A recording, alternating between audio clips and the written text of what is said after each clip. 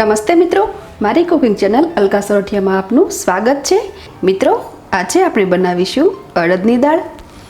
આ દાળ આપણે ટ્રેડિશનલી જે રીતે દાળ બનતી તે રીતે બનાવીશું। તો ચાલો બનાવીએ અડદની દાળ। ફ્રેન્ડ્સ, આ દાળ બનાવવા માટે મેં કુલ આટલા ઇન્ગ્રેડિયન્ટ્સ લીધેલ છે। અડદની દાળ બનાવવા માટે મેં અહીંયા કુલ 100 ગ્રામ એટલે કે અડધો કપ અડદની દાળ લીધેલ છે। આ દાળ મેં ફોતરા વગરની લીધેલ છે। સૌ પ્રથમ આપણે આ દાળને 3 થી 4 વાર સાફ પાણીથી ધોઈ લઈશું। તે માટે આ દાળને હું સીધી કુકરમાં જ લઈ લઉં છું। તો આ દાળને મેં 4-5 સાફ પાણીથી ધોઈ લીધી છે। હવે તેમાં 500 ml પાણી એડ કરી અને આ દાળને બાફી લેવાની છે। ફ્રેન્ડ્સ, મેં અહીંયા કુલ અડધો કપ દાળ લીધેલી છે। તો અડધો કપ દાળ બાફવા માટે હું કુલ 2 કપ પાણી લઉં છું।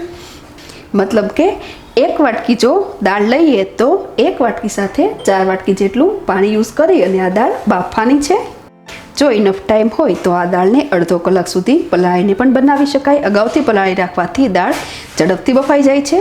મેં અહીંયા પલાળી રાખેલ નથી, માટે 5 વિસલ વગાડીને આ દાળને બાફી લઈએ। જ્યાં સુધી 1 વિસલ વાગે ત્યાં સુધી સ્ટવની ફ્લેમ ફાસ્ટ રાખવાની છે। ત્યારબાદ સ્ટવની ફ્લેમ મીડિયમ રાખીને 5 વિસલ વગાડીને આ દાળ બાફી લઈએ। જ્યાં સુધી આપણી દાળ બફાય ત્યાં સુધી આપણે બાકીના મસાલાઓ તૈયાર કરી લઈએ। ફ્રેન્ડ્સ, ટ્રેડિશનલી જે દાળ બને તે દાળમાં સૂકું લસણ અને લાલ મરચાંની ચટણી બનાવીને યુઝ કરવામાં આવે છે। તો મેં અહીંયા કુલ અડધી ચમચી કાશ્મીરી લાલ મરચું લીધેલ છે, જેમાંથી અડધું મરચું તેમજ આટલી કળી લઈ અને આપણે લસણની ચટણી તૈયાર કરી લઈએ। આ સાઈડ આપણી દાળ પણ સરસ બફાઈ ગઈ છે। આ દાળને બાફવા માટે મેં કુલ 6 વિસલ વગાડી છે। અડદ દાળને આપણે આટલી જ બાફવાની છે। આ દાળ બફાઈ ગયા બાદ બ્લેન્ડર ફેરવવાની પણ બિલકુલ જરૂર નથી। આ ચટણીને છાશ સાથે સરસ રીતે મિક્સ કરી લઈએ, જેથી ચટણી દાળમાં સરસ રીતે મિક્સ થઈ જાય। મેં અહીંયા કુલ 100 ml એટલે કે અડધો કપ જેટલી છાશ લીધેલ છે। સ્વાદ મુજબ છાશ મોળી કે ખાટી ચૂઝ કરી શકાય, પરંતુ છાશ છે જ ખટાશ પડતી હોય તો દાળનો સ્વાદ વધુ સરસ આવે। લસણની ચટણી છાશ સાથે સરસ રીતે મિક્સ થઈ ગઈ છે અને છાશનો કલર પણ સરસ રેડિશ થઈ ગયો છે।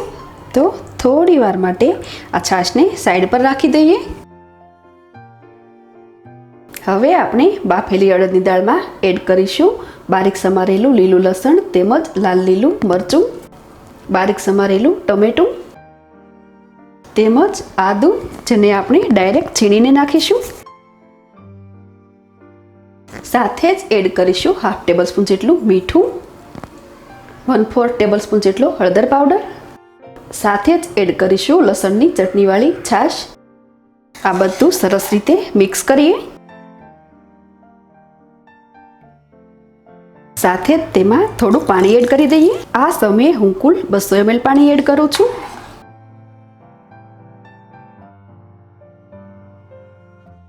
હવે સ્ટવની ફ્લેમ મીડિયમ રાખી અને આ દાળને ઉકળવા દઈએ। દાળમાં એક ઉભરો આવી જાય ત્યારબાદ સ્ટવની ફ્લેમ થોડી ઘટાડી અને દાળને ધીમે ધીમે ઉકળવા દેવાની છે। દાળમાં એડ કરેલા લાલ લીલા મરચાં, લીલું લસણ દાળને સ્વાદિષ્ટ તો બનાવે જ છે, સાથે ખૂબ જ એટ્રેક્ટિવ લુક પણ આપે છે। અડદની દાળ ખૂબ સ્ટીકી હોય છે, તે નીચે તળિયે ખૂબ બેસી જાય છે, માટે આ રીતે વચ્ચે વચ્ચે ચલાવતા રહેવું ખૂબ જ જરૂરી છે। અડદની દાળ હંમેશા થીક જ હોય છે, છતાં પણ આપણે અત્યારે પાણી એડ કરેલ છે, કારણ કે આ દાળ હજુ પણ ઠંડી પડતા ઘટ બને છે। દાળની થિકનેસ જે પ્રમાણે પસંદ હોય એ પ્રમાણે આ સમયે પાણી એડ કરી અને કન્સિસ્ટન્સી ઘટ કે થીન કરી શકાય। ફ્રેન્ડ્સ, આપણી દાળમાં સરસ એટ્રેક્ટિવ યલો કલર આવેલ છે, તેમજ આપણી દાળમાં સહેજ ઉભરો પણ આવે છે। તો હવે સ્ટવની ફ્લેમ થોડી ઘટાડી દઈએ। સ્ટવની ફ્લેમ સ્લો સેટ કરીને 15 થી 20 મિનિટ માટે આ દાળને આ રીતે ઉકળવા દેવાની છે। વચ્ચે વચ્ચે આ દાળને હલાવતી રહેવાની છે અને સાઈડ પર પણ દાળ ચીપકી ન જાય એ વાતનું પણ ધ્યાન રાખવાનું છે।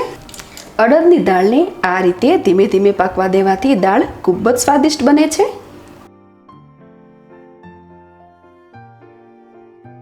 ફ્રેન્ડ્સ, તો 15 મિનિટ સુધી મેં આ દાળને ધીમા તાપે ચડવા દીધી છે। આપણી દાળ સરસ ઉકળી ગઈ છે।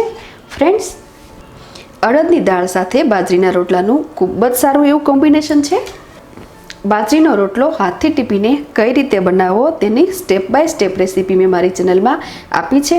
જે લોકો બાજરીનો રોટલો બનાવવાનું શીખતા હોય તે લોકો મારી ચેનલમાંથી બાજરીનો રોટલો કઈ રીતે બનાવવો તે જોઈ શકે છે. તેમજ આ રેસીપી સાથે ડિસ્ક્રિપ્શન બોક્સમાં હું લિંક પણ આપું છું. આપ લિંક ખોલીને પણ બાજરીનો રોટલો કઈ રીતે બનાવવો તે જોઈ શકો છો. તો ફ્રેન્ડ્સ, આપણી આ દાળ સરસ ઉકળી ગઈ છે. તો હવે આપણે સ્ટવની ફ્લેમ ઓફ કરી દઈએ અને સિઝનિંગ કરી લઈએ. આ ઉકળેલી દાળને મેં એક સર્વિંગ બાઉલમાં લઈ લીધી છે અને તેમાં થોડા કોથમીર નાખી દીધા છે. સાથે જ તેમાં હાફ ટેબલ સ્પૂન જેટલું ધાણા જીરું પણ એડ કરી દઈએ. હવે આપણે સિઝનિંગ કરી લઈએ. સિઝનિંગ કરવા માટે મેં એક સિઝનિંગ પેનમાં 1 ટેબલ સ્પૂન કુકિંગ ઓઇલ લીધું છે. આપણું તેલ ઇનફ ગરમ થઈ ગયું છે. તો હવે સ્ટવની ફ્લેમ ઓફ કરી દઈએ. સૌ પ્રથમ એડ કરું છું રાઈ દાણા, જે મેં 1/4 ટેબલ સ્પૂન લીધા છે. રાઈ દાણા ક્રેક થવા આવ્યા છે. તો હવે એડ કરું છું જીરું. જીરું પણ મેં 1/4 ટેબલ સ્પૂન લીધેલ છે.